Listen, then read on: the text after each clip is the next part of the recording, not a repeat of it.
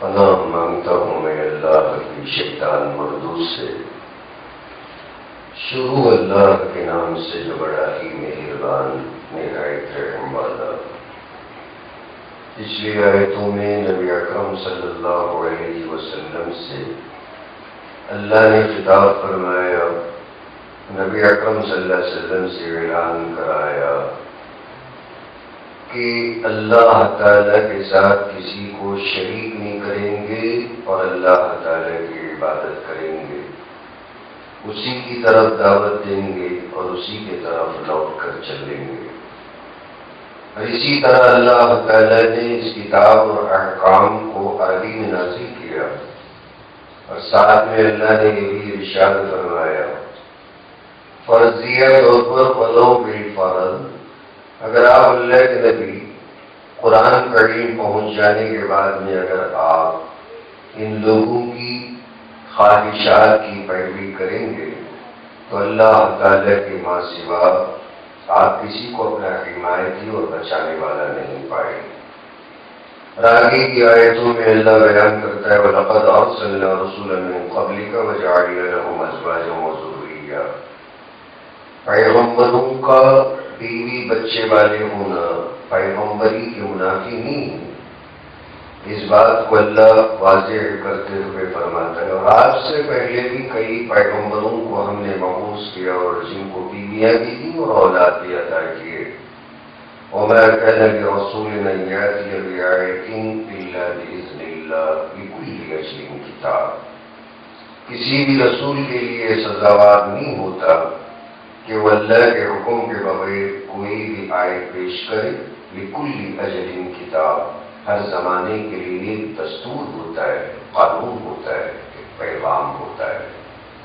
يَمْحُو اللَّهُ مَا يَشَاءُ وَيَثْبُتُ وَعِندَهُ أُمُّ الْكِتَابِ۔ اللہ تعالیٰ جو چاہتا ہے اسے مٹا دیتا ہے اور جس حکم کو چاہتا ہے وہ ثابت رکھتا ہے۔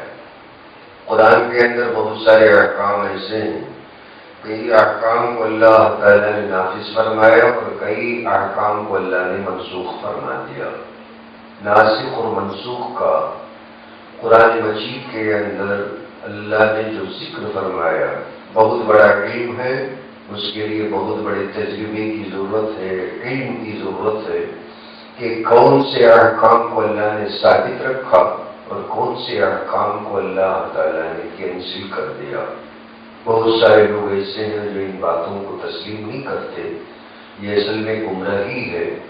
اللہ تعالیٰ خود کہتا ہے يَمْحُو اللَّهُ مَا يَشَاءُ، جس حکم کو چاہتا ہے اللہ مٹا دیتا ہے، اور جس حکم کو چاہتا ہے قیامت تک کے لیے اللہ ثابت رکھتا ہے اور اسے برقرار رکھتا ہے۔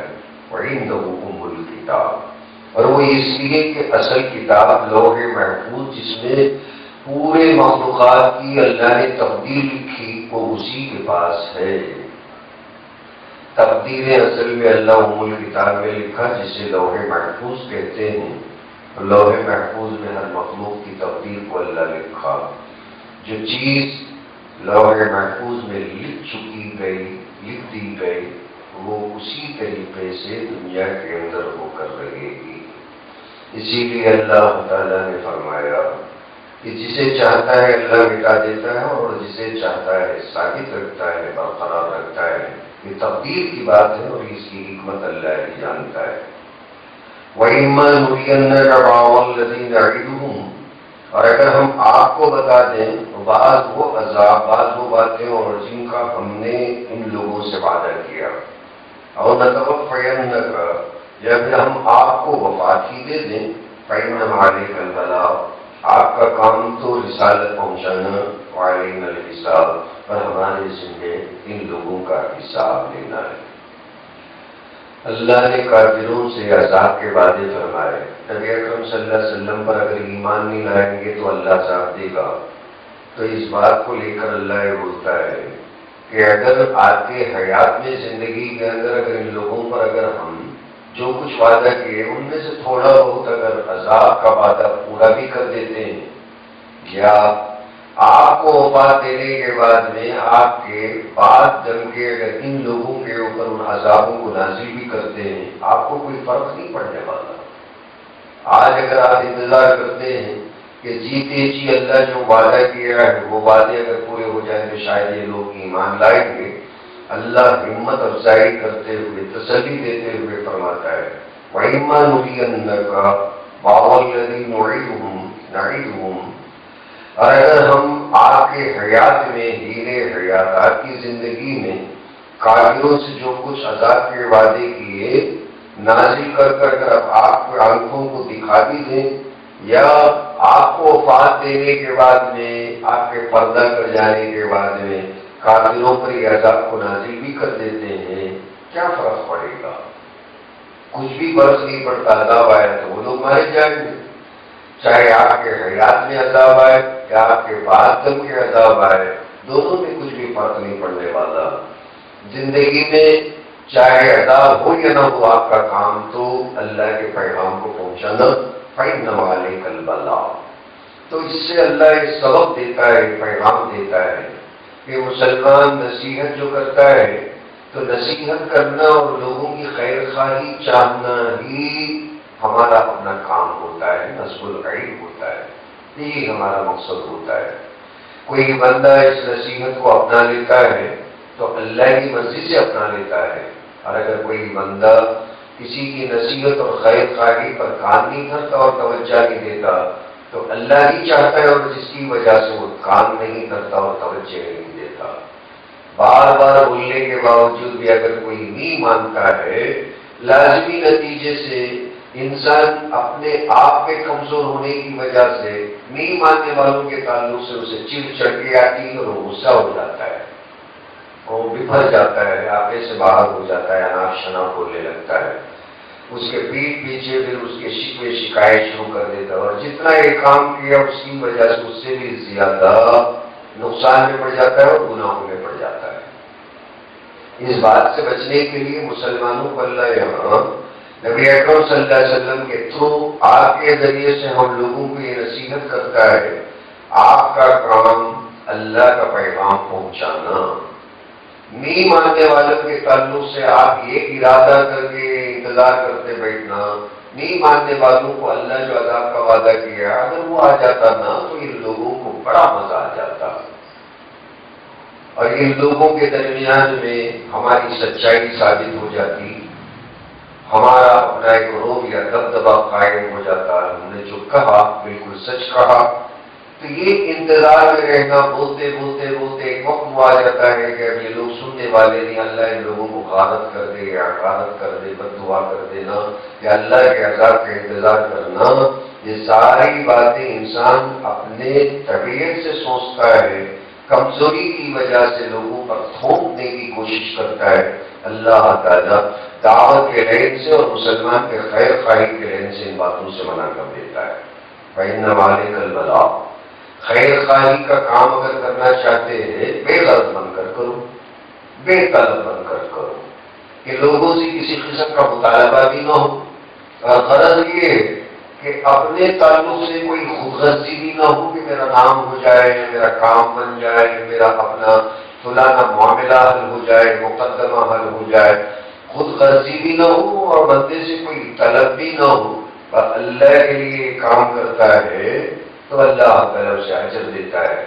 جس کے نصیبے میں خیر خواہی لکھی ہوگی اللہ اسے وہ خیر خواہی پہنچا دے گا، اور جس کے نصیبے میں خیر خواہی نہیں لکھی، اور اصل میں اللہ کسی داعی کسی مسلمانوں کو جو کسی کے پاس میں کوئی نصیحت دے کر بھیجتا ہے اور پہنچاتا ہے، تو اصل میں اللہ اپنے طرف سے حجت قائم کرنے کے لیے کام کرتا ہے.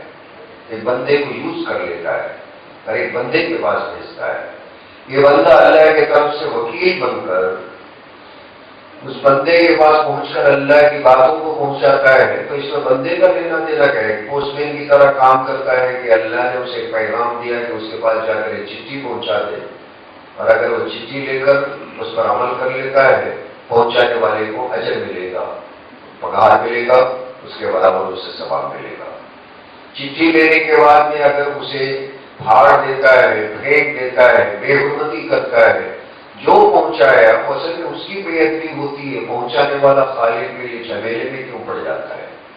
یہی بات اللہ بولتا ہے آپ کی زندگی کے اندر چاہے لوگوں پر عذاب آ جائے یا آپ کے بعد کے لوگوں پر عذاب آئے، اللہ تو اپنے مخلوق کو عذاب دے گا نا، اس میں آپ کو کیا فرق پڑنے والا ہے؟ انما علیک البلاغ، آپ کا کام سے پہنچانا، بے طلب بن کر، بے غرض بن کر، وعلینا الحساب، اور باقی حساب لینا تو ہمارا کام ہے کہ کون آپ کے بات کی طرف توجہ دیا، اور اصل میں آپ کے بات کی طرف نہیں، وہ اللہ کے بات کی طرف توجہ دیتا ہے، اللہ برابر اس کا حساب چکتا کرے گا۔ اور جو لوگ بات کی طرف توجہ نہیں دیتے وہ بھی اللہ کے گرفت میں جکڑ جاتے ہیں، ان کو بھی حساب چکتا کرنا پڑتا ہے۔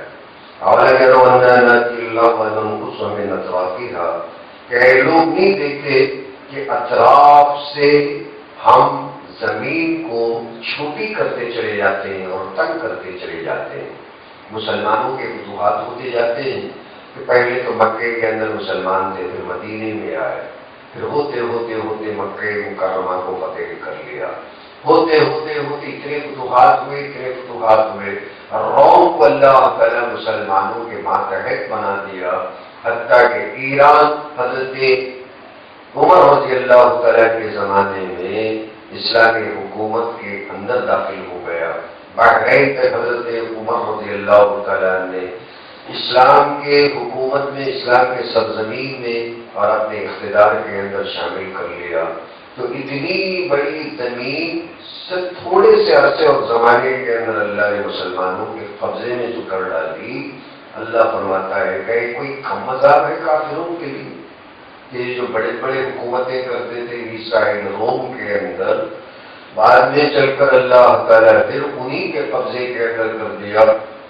آپس کی خانہ جنگی کی وجہ سے اللہ جو نعمتیں دیا اور بعد میں چل کر عبرت کے لیے ان نعمتوں کو واپس کر لیا، ورنہ غلبت الروم، سورہ روم کے اندر اللہ بیان فرماتا ہے ان قریب یہ لوگ مغلوب ہو جائے، مقہور ہو جائے۔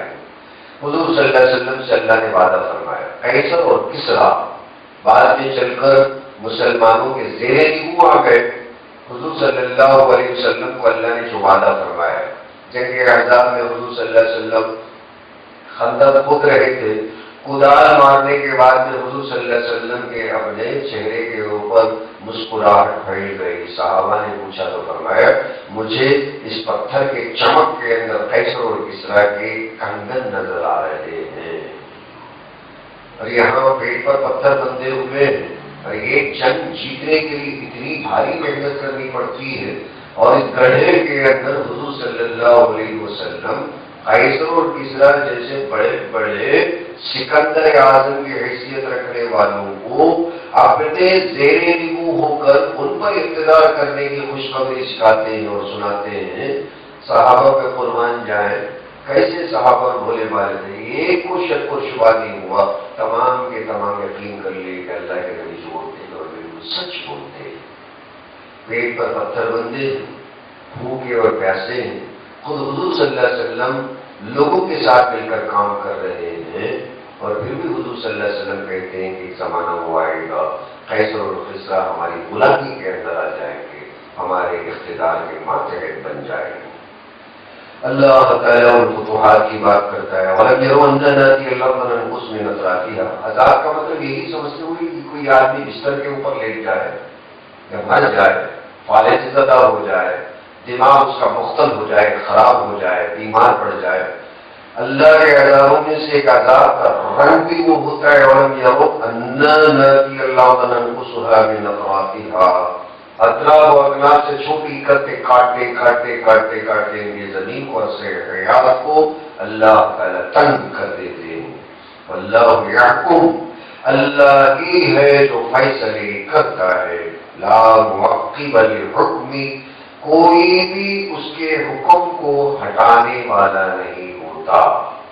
ایک مرتبہ اللہ فیصلہ کرتا ہے تو اس فیصلے سے اسے ہٹانے والا کوئی ہے تو مطلب اس کے ارادوں کے اندر پھر بھی کہ کنوینس کر کے کہ اللہ یہ جو فیصلہ لیا ہے نا ذرا ایسا ہوتا تو شاید اچھا ہوتا، ذرا ایسا ہوتا تو اچھا ہوتا، ورنہ لا معقب لحکمہ کہ کوئی بھی اس کے حکم کو ہٹانے والا نہیں ہوتا۔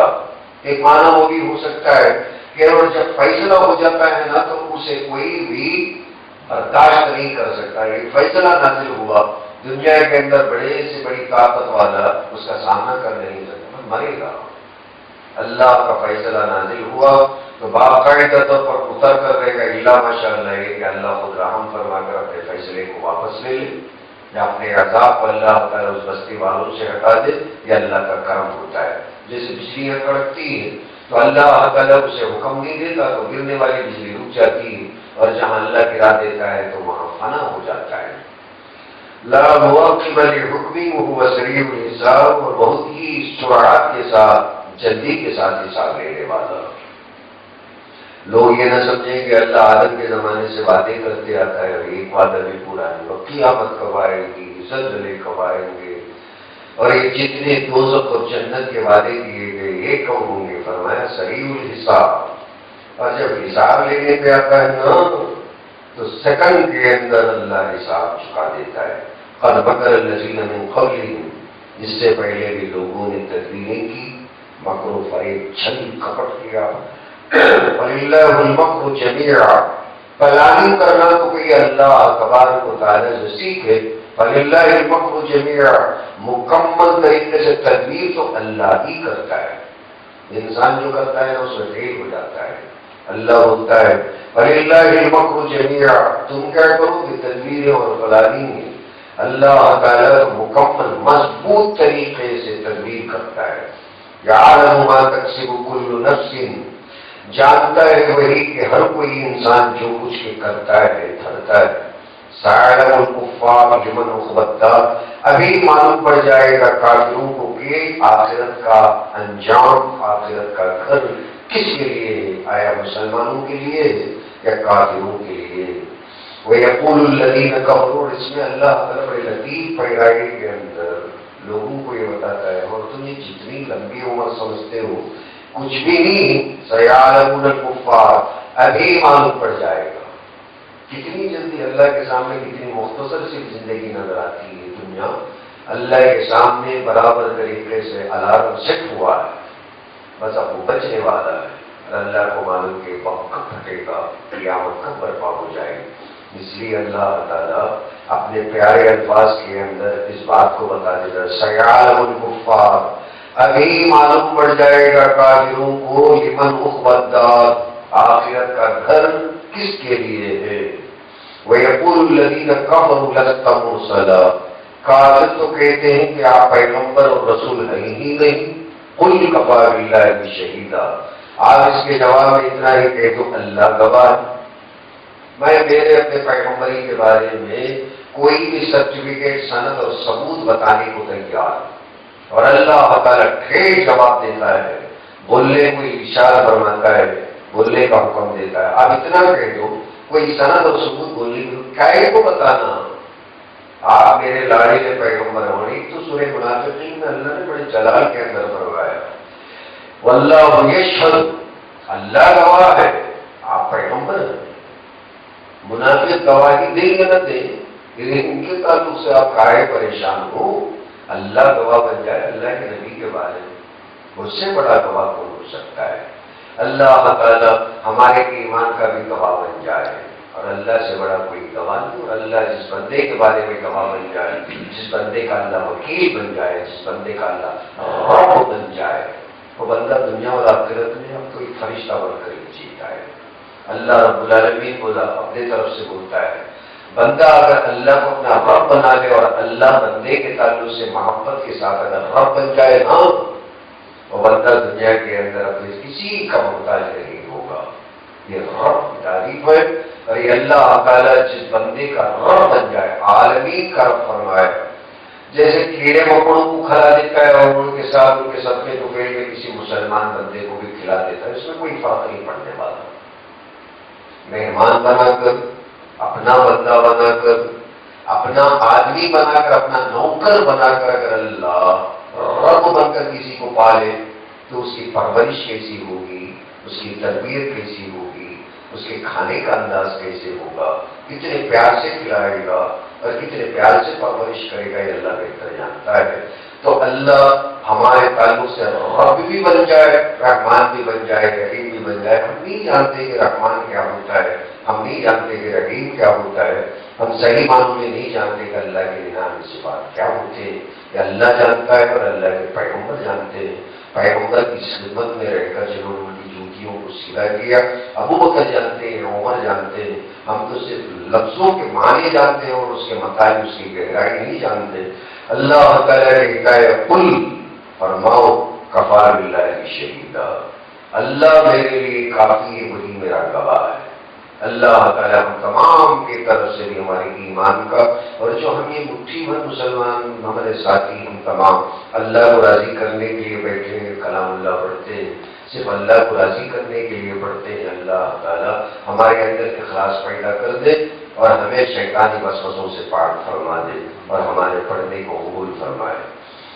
قل کفا باللہ شہیدا، آپ اعلان کرو اتنا کہ تو کوئی سند ثبوت بتانے کی کوئی ضرورت نہیں، ان کی وہ حیثیت نہیں ہے کہ آپ ان کے پیچھے پڑھ کر کوئی سرٹیفکیٹ بتاتے ہوئے اور اپنے آپ کو ثابت کرتے ہوئے اللہ کو ثابت کر دیا آپ اللہ کے نبی ہیں۔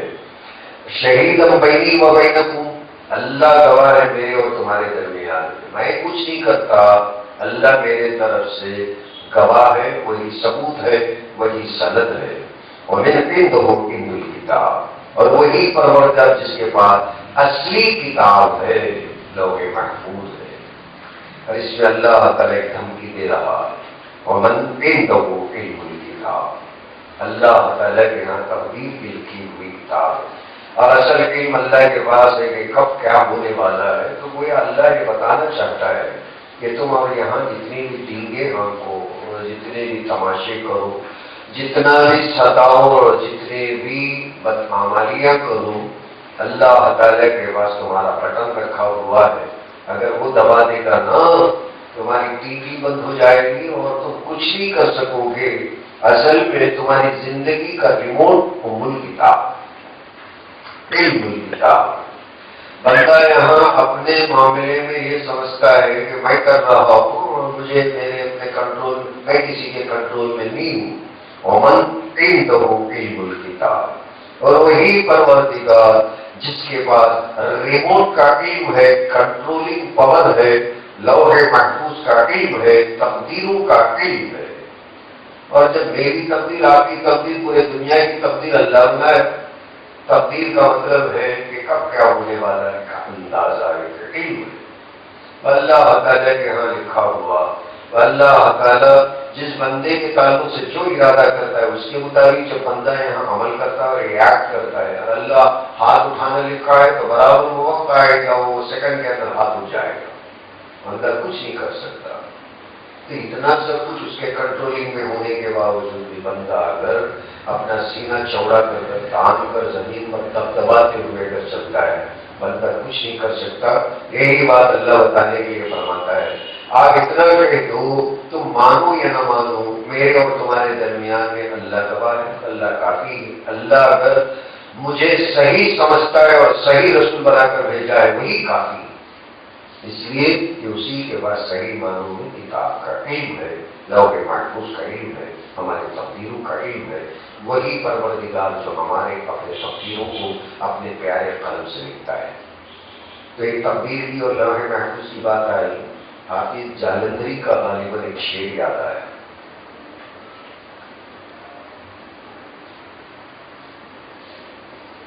اس کا مفہوم ہے بڑا عجیب قسم کا شعر تھا، یاد تھا زبان کے اوپر۔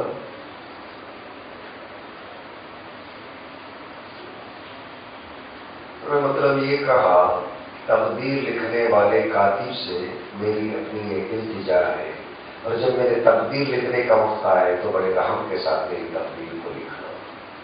تو ایک شعر کے اندر بولنے کی وجہ سے وزن کے اندر بڑے کہ اس کے اندر ایک معنویت پیدا کر دی حدیث جالندری نے، اور بڑا بہترین انداز کے اندر اللہ کے سامنے اپنے تبدیل کے موقع پر، اور پھر وہ تبدیل کے ایمانیات کے تعلق سے ایک مسلمان کے اندر جو نجاست ہو سکتی ہے اور جو عاجزی ہو سکتی ہے اس چیز کو پیش کیا. اور جیسا محمد بوسری رحمہ اللہ نے بردہ کے اندر بڑے بہترین شعر کہا.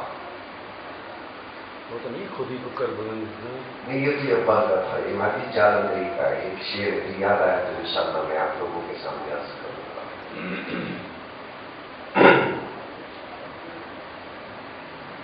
حسب الاسیان فی القسم، اور وہ بھی شعر میں بھول رہا ہوں، عربی کا شعر ہے محمد بوسری رحمہ اللہ کا. کیا مطلب اتنے صوفیانہ مشرب کو لے کر، ایک مجذوبانہ کیفیت کو لے کر اللہ کی تعریف اور قیامت کے منظر میں کتنی عاجزی کو پیش کیا ہے. کیسے کیسے لوگ گزرے. کہا میں اللہ کے دربار میں رحمتوں کی امید کو لے کر اپنے گناہوں کے برابر امید لے کر کھڑوں گا. کیوں؟ اللہ تعالی رحیم ہے، میرے گناہوں کے برابر رحم فرمائے گا، مجھے جنت عطا کرے گا. میرے پاس ایک بھی نہیں تھی. میں اللہ کے رحمت سے اس لیے امید کرتا ہوں کہ میں گنہگار ہوں، اور گناہ گاروں پر ہی اللہ رحم کرتا ہے. تاکہ اللہ حسب عصیانی فی القسم، جب میرا نمبر آئے گا تو میری قسمت میں جب اللہ رحمتوں کو تقسیم کرے گا نا، سب سے زیادہ رحمتیں مجھے ملیں گی. کیوں؟ سب سے زیادہ گنہگار ہے. اگر کوئی دو گناہ کیا تو اللہ دو رحمتوں سے مٹا دے گا. سب سے زیادہ رحم کے قابل میں اس لیے ہوں کہ سب سے زیادہ گناہ میں نے کیے. تو ایک عجیب مطلب وہ ایسی کیفیت تھی، اور جہاں انسانوں کے عام طور پر ذہن نہیں پہنچ سکتے، اللہ کے بندوں کا ذہن اللہ کی محبت کے اندر ایسی ایسی جگہوں کو پہنچ گیا کہ ان سارے چیزوں کو پڑھتے ہوئے بڑے مزے آتے ہیں، لطف آتے ہیں، ایمان کے اندر ایک تر و تازگی پیدا ہو جاتی ہے. اللہ کا کرم ہے آج کے دن اس 13ویں پارے میں سورہ رات اختتام کو پہنچا. اس آیت پر اللہ کے فضل و کرم سے سورہ رات ختم ہو گیا.